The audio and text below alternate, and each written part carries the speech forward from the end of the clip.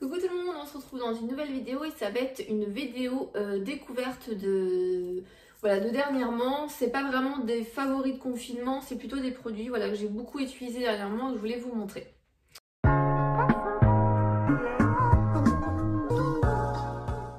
Donc avant de commencer cette vidéo, pensez à vous abonner et à liker, ça fait toujours plaisir.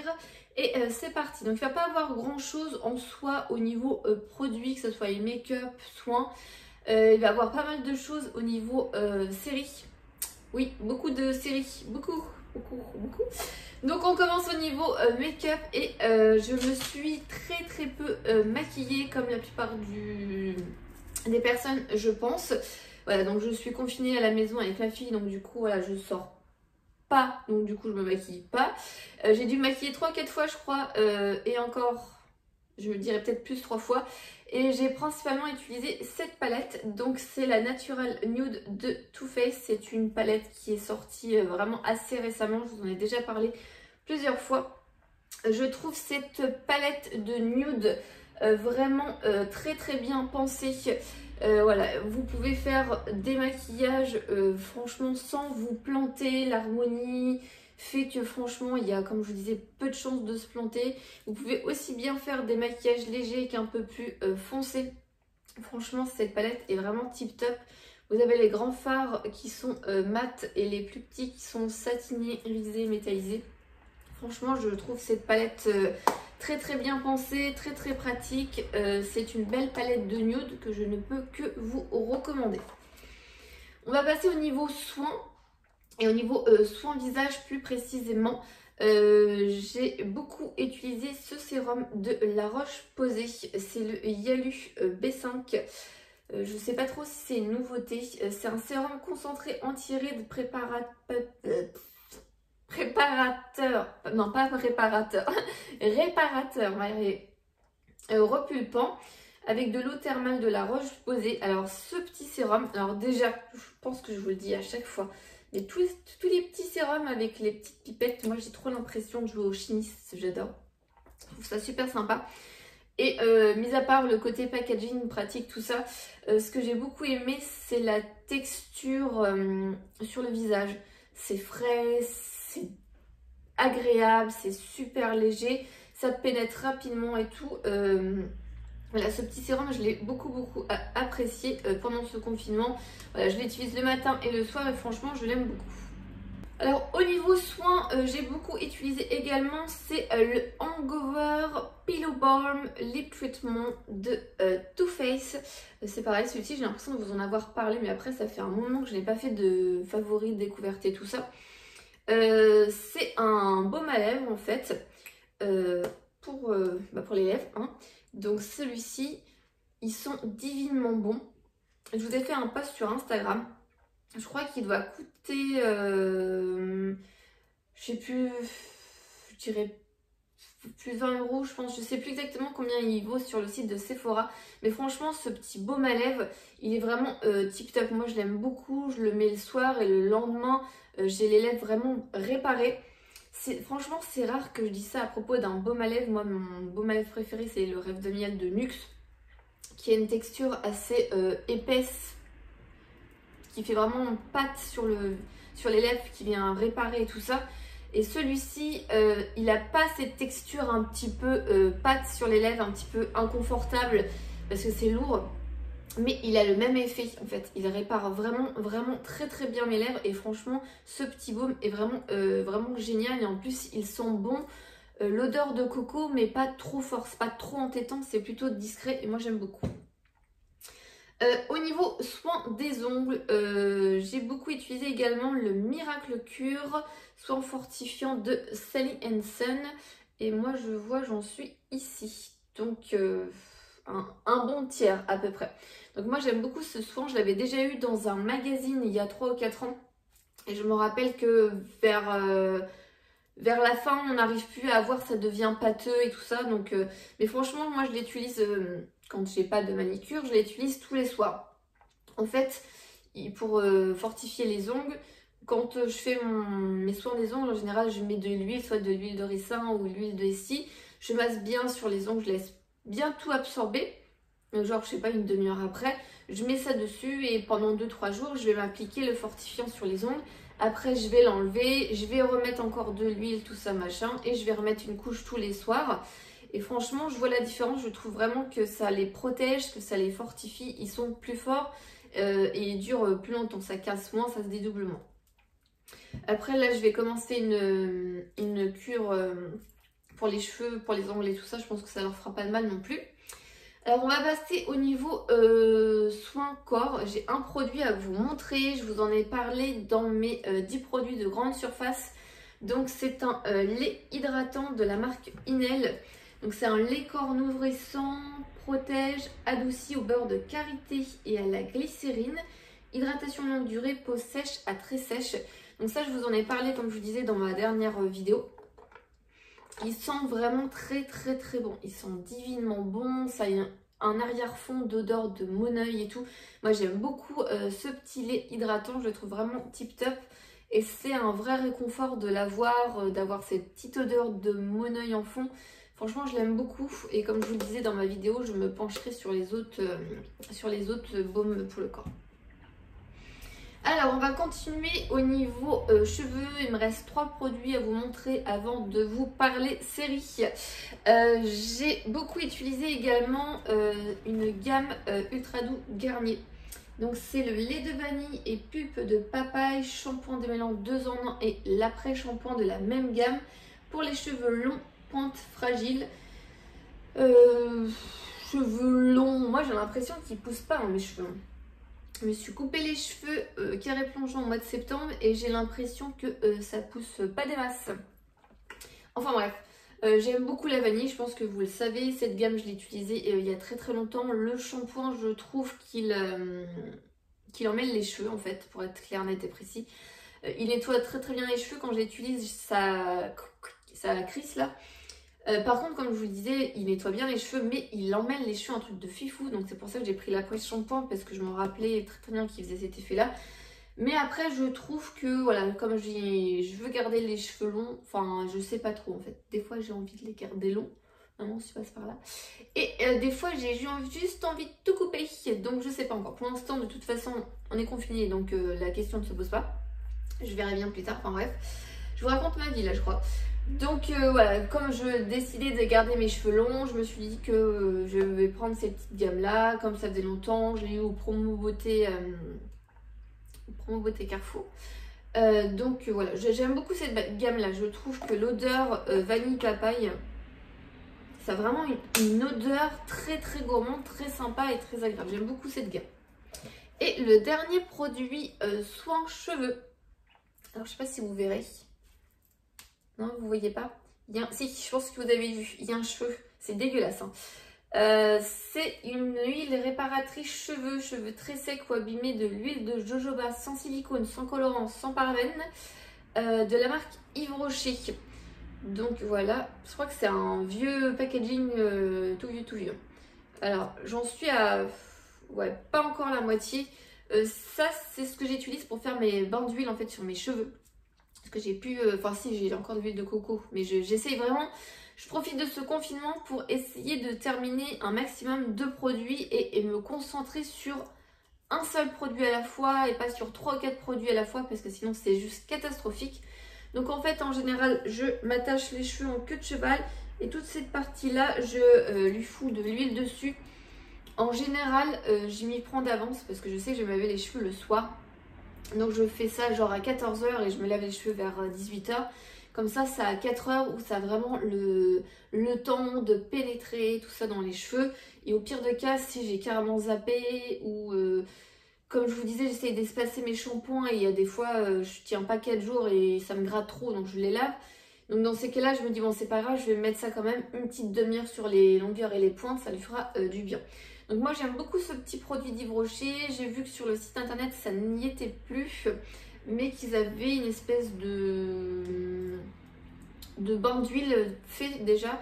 Et je pense que la prochaine fois je prendrai ces produits parce que je le trouve vraiment très très sympa. Et je trouve que Yves Rocher ont des produits pour les cheveux assez sympas et assez efficaces.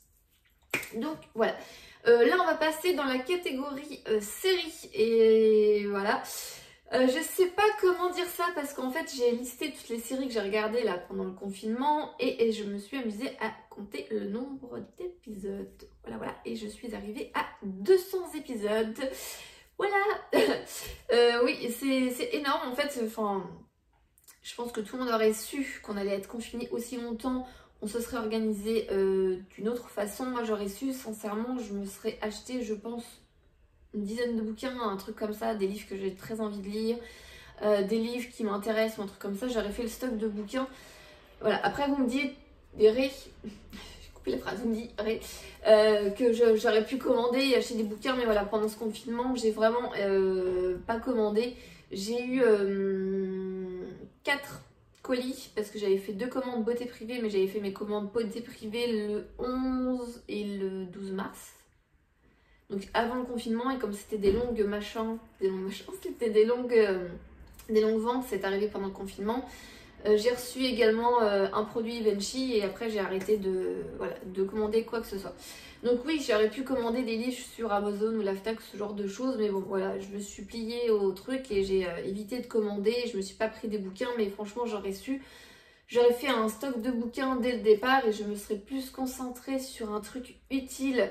Voilà, de lire des bouquins, ce genre de choses et tout, que de regarder autant de séries et d'épisodes. La fille qui essaye de se justifier autant que possible.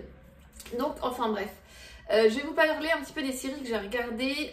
Donc la première série que nous allons parler, c'est la série Bates Motel qui est terminée depuis un petit moment. Il y a pas mal de séries que j'ai regardées qui sont terminées en fait depuis un petit moment.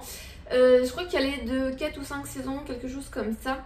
C'est inspiré du film Psychose de Hitchcock. Moi c'est un réalisateur que j'apprécie beaucoup. J'aimais bien Les Oiseaux, ces genres de films. C'est des films que j'ai regardés très très jeune. J'ai toujours été fascinée par les films d'horreur. J'ai toujours aimé ce genre de trucs, les films un petit peu psychologiques et tout, à la Seven, ce genre de trucs en fait. Et donc du coup cette série est inspirée du personnage Norman Bates qui est dans le film Psychose, et là on s'attarde un peu plus sur son enfance avec sa mère et tout. Moi j'ai trouvé cette série, je suis un petit peu mitigée, j'en avais parlé avec pas mal d'entre vous. Je trouve que l'actrice qui joue la mère de Norman Bates et l'acteur qui joue Norman Bates, ils sont fantastiques, ils sont géniaux. J'ai apprécié, j'ai aimé leur jeu d'acteur, je trouve vraiment ils incarnent bien le truc. Et je sais pas, il y a quelque chose autour, à côté, le personnage du grand frère, enfin je sais pas. Autant les deux personnages je les trouve géniaux, mais autant l'histoire et tout, je sais pas. Donc je suis un petit peu mitigée, j'ai bien aimé la série, mais j'ai un petit voilà, un petit arrière-goût, enfin je sais pas comment dire ça. Voilà, je suis un petit peu déçue. J'ai bien aimé, mais voilà. Donc je vous laisserai voir à la limite les résumés des histoires pour pas trop vous spoiler. Et puis après voilà, n'hésitez pas à regarder les bandes annonces aussi des fois sur YouTube. Ça peut donner des idées, des inspirations, ce genre de choses. Donc après avoir fini Norman Bates, donc on était en confinement. Et je savais plus trop quoi regarder. Et la Casa des Papel ne commençait pas encore. Donc du coup je me suis rappelé que j'avais commencé une série e-zombie juste avant de déménager dans l'Ain, donc c'était il y a plus de 4 ans. J'avais regardé la saison 1 et la saison 2 et j'avais déménagé et tout ça. Et en fait je m'étais arrêtée là parce que la saison 3 arrivait bien plus tard et j'avais pas repris quand elle avait recommencé. Donc c'est pareil, la série e-zombie est terminée depuis je sais pas combien de temps. Et puis du coup je me suis dit tiens, j'ai regardé les 2 premières saisons, je crois qu'il m'en restait 3 à regarder, donc il y avait encore 4-5 saisons à regarder. Je me suis dit allez hop, on regarde et tout. Alors e-zombie c'est comme je pense vous l'entendez dans le titre, une histoire avec des zombies. En fait il y a des personnes qui ont été infestées par le virus du zombie. Je vais essayer de pas trop raconter en racontant. Et cette fille qui faisait des études de médecine, au final elle est infestée, elle devient zombie et elle travaille dans une morgue et elle mange les cerveaux de la morgue et elle aide un policier à résoudre les affaires parce que du coup en mangeant les cerveaux des personnes décédées, elle a des visions et elle voit un petit peu les choses qui sont arrivées ou des événements importants qui peuvent être amenés à trouver telle ou telle personne ou à comprendre, enfin bref. Et ce qui est marrant, c'est que si par exemple elle va manger le cerveau d'une pom-pom girl qui a 15 ans et qui est un petit peu fou-folle, et bah du coup elle prend les traits du cerveau de la personne qu'elle a mangé et je trouve ça plutôt léger. Voilà, c'est moi qui regarde The Walking Dead, attention, accent pourri, on ne se moque pas, ça a strictement rien à voir, c'est vraiment une... Enfin, je vais pas dire que c'est de l'autodérision ou ce genre de choses, mais voilà, c'est pas super sérieux. Enfin voilà, moi c'est comme ça que je le prends. C'est vraiment plus pas un truc apocalyptique, tout ça. C'est plus les zombies qui se mêlent aux humains sans qu'on s'en rende compte et tout. Enfin, voilà, je trouve ça plutôt léger, on va dire. Donc du coup, j'ai regardé les 3 dernières saisons. Et j'avais lu que ça s'était arrêté parce que l'audimat, enfin voilà, le nombre de vues, tout ça, ça avait pas mal baissé, tout ça.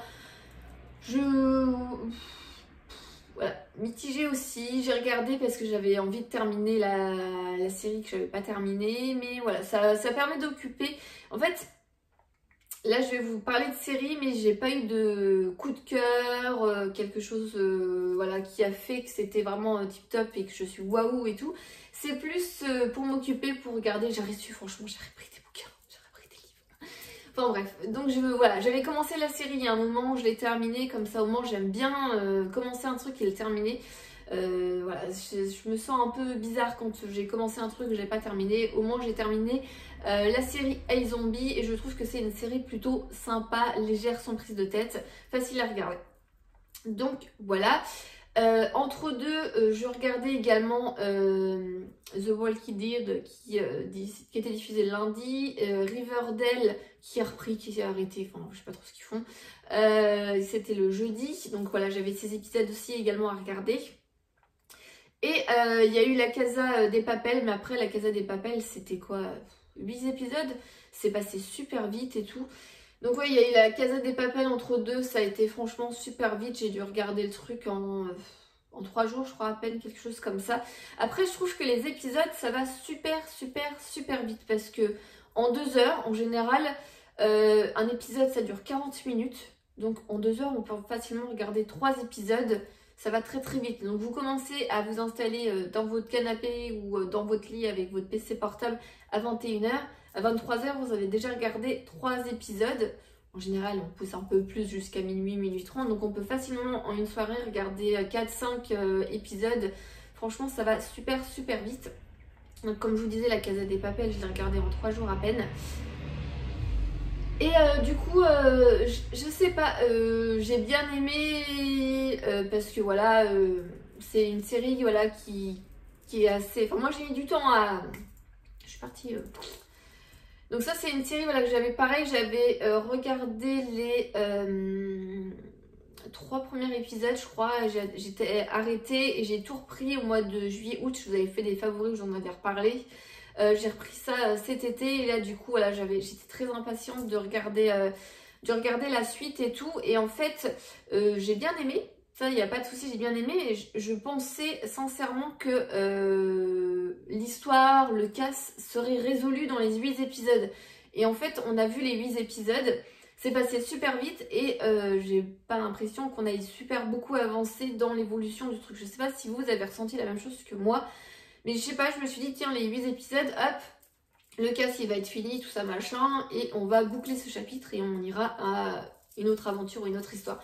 Et en fait, non, ils font vraiment durer le truc, et du coup, voilà, c'est pareil, je suis un petit peu mitigée. J'étais contente que ça reprenne, tout ça machin, on est à fond dedans, c'est bien tourné, l'histoire est sympa et tout, mais je pensais que, voilà, je pensais vraiment que ça allait se terminer, résoudre le truc, et qu'on serait passé à autre chose après, voilà. Je voulais vous parler également de la série Prodigal Son qui était diffusée sur TF1 le mardi. Donc moi le mardi je regardais Prodigal Son, c'était 2 ou 3 épisodes je crois, et le mercredi je regardais Grey's Anatomy. Alors je ne sais pas ce qu'ils ont TF1, s'ils ont des conditions particulières, si c'est fait exprès, enfin je sais pas du tout. Mais en fait ils nous montrent la moitié de la série, ils coupent et remplacent par une autre série, et je sais pas quand est-ce qu'ils vont reprendre.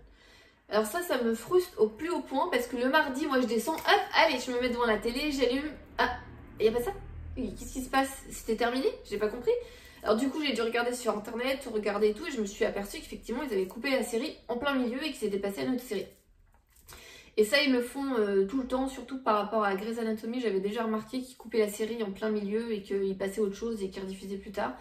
Donc du coup, ça m'a saoulée. Donc du coup, j'ai regardé la suite de Prodigal Son en sous-titré, tout ça sur mon PC portable. Et c'est une série que j'ai beaucoup apprécié, tout ce qui est un petit peu esprit criminel, profiler, meurtre en série et tout. J'avais beaucoup aimé aussi la série Mindhunter. Voilà, j'aime beaucoup ce genre de série et celle-ci, Prodigal Son, je la trouve plutôt sympa. En plus, il y a le personnage de Jésus de The Walking Dead qui joue dedans. Son père, c'est l'un des vampires dans Twilight et tout ça. Donc voilà, il y a des personnages qui sont plutôt connus et je trouve que la série est plutôt sympa. Enfin, moi, j'aime beaucoup la série en fait, l'histoire. C'est Malcolm Bright qui profiler et tout ça, et en fait il a fait arrêter son père. En fait il a dénoncé son père quand il était jeune, genre il avait 9-10 ans, parce qu'il avait trouvé une femme enfermée dans une malle et son père il était surnommé le chirurgien parce que du coup voilà, c'était un tueur en série. Enfin bref, je m'étale pas trop pour pas trop vous raconter, trop vous spoiler. Il finit par travailler par le FBI, mais du coup il le vire et puis il travaille avec la personne qui a sonné à sa maison suite à son appel pour avoir dénoncé son père. Et il finit par travailler avec ce gars. Et je trouve vraiment cette série plutôt sympa. Voilà, on se laisse bien prendre au jeu. C'est plutôt sympa. Voilà. La dernière série que j'ai regardée, et je crois que c'est la série où il y a le plus d'épisodes, j'ai regardé les 6 saisons de Gossip Girl. Alors vous allez rire, je crois qu'il y a à peu près 20-24 épisodes par saison, quelque chose comme ça. Donc j'ai regardé les 3 premières saisons sans aucun souci et tout. Saison 4, épisode 3-4, gros bug. Mais vraiment gros bug. Je me suis dit, mais j'ai vu cet épisode, j'en suis sûre, je l'ai vu. Et j'ai regardé celui-là d'après, et en fait tous les épisodes que je regardais, c'était vraiment des épisodes que j'avais déjà vus, j'en étais persuadée et tout. Donc je pense que j'avais jamais dû regarder les 3 premières saisons et que j'avais dû prendre en cours quand c'était diffusé. J'ai regardé au niveau des dates, ça colle après ma grossesse et tout ça, donc je pense que j'ai dû regarder, voilà, parce que c'était sur la télé, genre le vendredi soir ou un truc comme ça. Enfin bref, je vous raconte ma vie. Et donc du coup, voilà, à partir de la saison 4, grosse révélation, genre j'ai déjà vu tous ces épisodes, c'est obligé. Donc ça m'a fait super sourire parce qu'en général, moi je suis très physionomiste quand je vois un acteur et tout, enfin je le reconnais tout de suite. Enfin, vous me direz les acteurs, Blake Lively, le gars qui joue dans You, enfin voilà, je les avais déjà vus, ça, il n'y avait pas de souci. Mais j'avais pas le truc genre j'ai déjà vu cette série ou quoi que ce soit. Enfin bref, ça m'a fait marrer qu'à la saison 4, épisode 3-4, j'ai cette révélation, j'ai déjà vu cette série. Voilà, ça m'a fait super sourire, enfin bref. Gossip Girl, je pense que vous êtes beaucoup à connaître. Donc Gossip Girl, c'est un peu l'histoire d'une école avec des enfants riches, tout ça. On suit un petit peu leurs histoires, leurs embrouilles, leurs histoires d'amour et tout ça. Et il y a Gossip Girl qui balance sur internet tout ce que machin a fait avec Bidule, les trahisons, qui c'est qui sort avec machin, enfin voilà. Je trouve ça plutôt pareil, léger, sans prise de tête, enfin voilà, ça se regarde sans difficulté, sans grande concentration. C'est un peu comme les feux de l'amour en fait. Tu te poses et puis voilà, ça se regarde tout seul. Donc voilà, donc au final, en faisant les totaux de toutes ces séries dont je vous ai parlé, je suis à 200 épisodes en 2 mois à peu près.